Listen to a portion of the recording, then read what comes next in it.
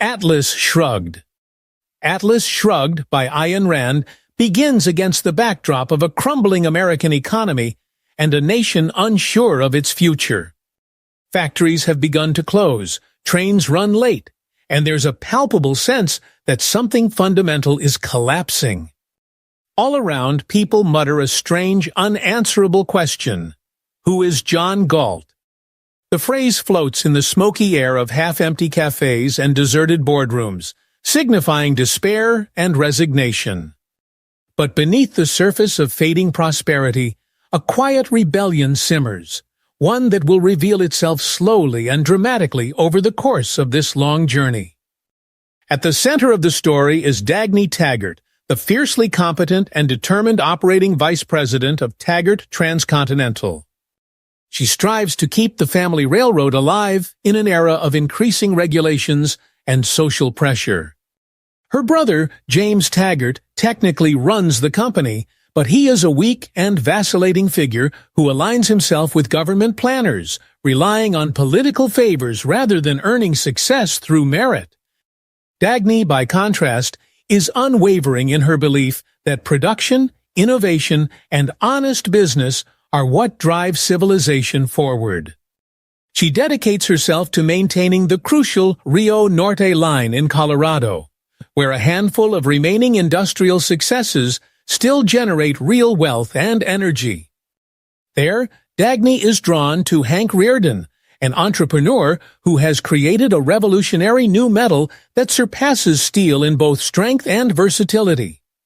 Rearden metal could rebuild the nation's infrastructure if allowed to flourish. Instead, it becomes a lightning rod for envy, suspicion, and government interference. Hank Rearden's family and society at large fail to appreciate his genius. His own wife, Lillian, treats his dedication with contempt, insisting that his work is meaningless without her moral guidance.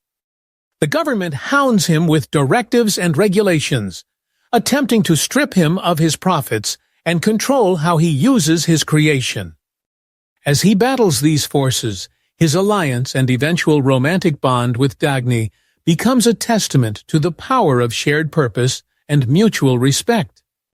Across the country, other remarkable minds are beginning to vanish. One by one, inventors, industrialists, and brilliant thinkers seem to give up and disappear from public life. Factories are abandoned, new ideas never see the light of day, and the entire economy starts running on fumes. Dagny stumbles upon a partially destroyed motor in the ruins of the once great 20th century motor company. This motor, powered by static electricity drawn from the atmosphere, could have saved them all, if only its creator could be found. Determined to solve the mystery, Dagny embarks on a quest to discover who invented this miraculous device and why he left it behind. Her search leads her to reconnect with an old friend and childhood love, Francisco d'Anconia. Once regarded as the world's most brilliant copper tycoon, Francisco now appears to have turned into a reckless playboy. He deliberately wrecks his own empire, prompting confusion and outrage among the public. Rumors swirl that he has lost his mind, or become a cynic who revels in destruction. But as Dagny learns, Francisco's actions are not driven by madness. They are part of a deliberate strategy. He is tied to the same hidden force that has lured away all the other great creators. Another figure, Ragnar Danniskjold, operates as a pirate who attacks government relief ships, returning the wealth stolen by regulations to its rightful owners. These strange, seemingly disjointed actions hint that a quiet rebellion is unfolding, a strike of the mind rather than the body. The government, desperate to mask the growing crisis, responds with increasingly oppressive legislation. One directive forbids businesses from relocating. Another imposes constraints on production and controls profits.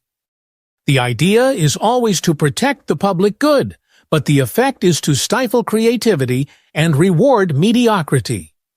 Factories close, lines break, and skilled workers vanish. On the radio and in the newspapers, Political leaders offer hollow assurances that sacrifices must be made, that self-interest is immoral, that everything must be done for the people.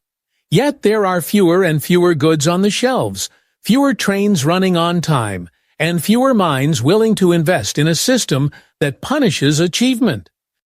Dagny fights on, attempting to keep the railroad operational despite every new hurdle.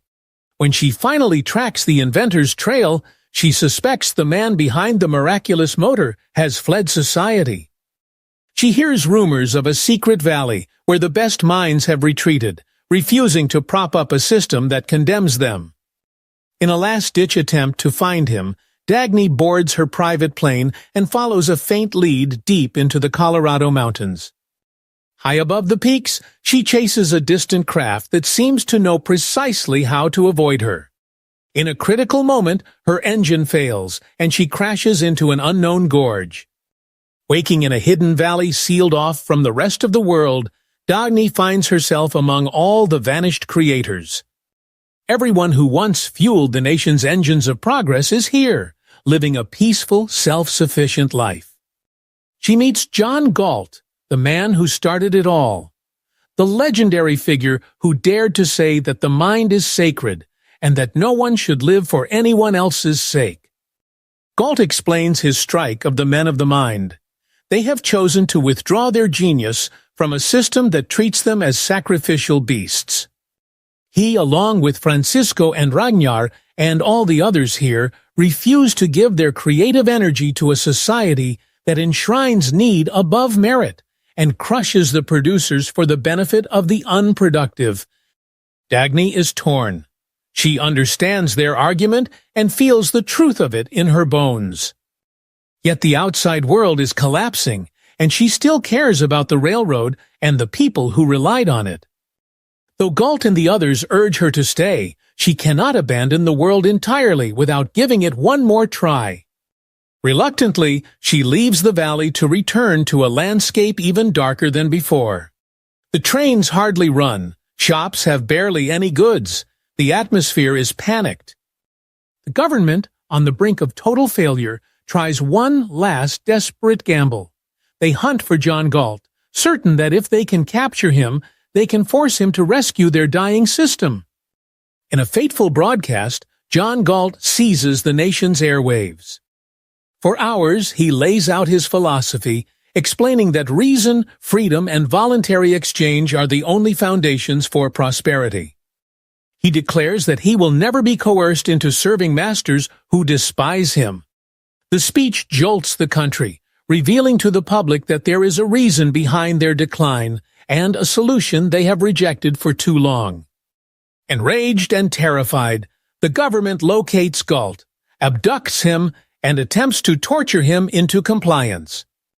They want him to run their broken system, to use his mind to save them all while they continue to hold power over him. But Galt cannot be broken. He offers no help to his captors. At the moment of crisis, Dagny and the others from the valley organize a daring rescue. They penetrate the heart of the regime's power, extracting Galt from the torture chamber and leaving the bureaucrats dumbfounded. In that instant, the final pillars holding up the rotting structure of the old world collapse. Without the creative minds to fix their mistakes, the rulers face the end of their rule. The old order crumbles like rusted steel. Galt and the strike leaders do not seek revenge or to dominate anyone. They simply refuse to build under compulsion. Now that their enemies are powerless and the world has come to a standstill, they prepare to return. They will re-enter society to rebuild on a different foundation, one that honors individual freedom, rewards innovation, and encourages people to live for their own sake, not as hostages to others' demands. The sign of the dollar drawn by Galt in the air signals a new era.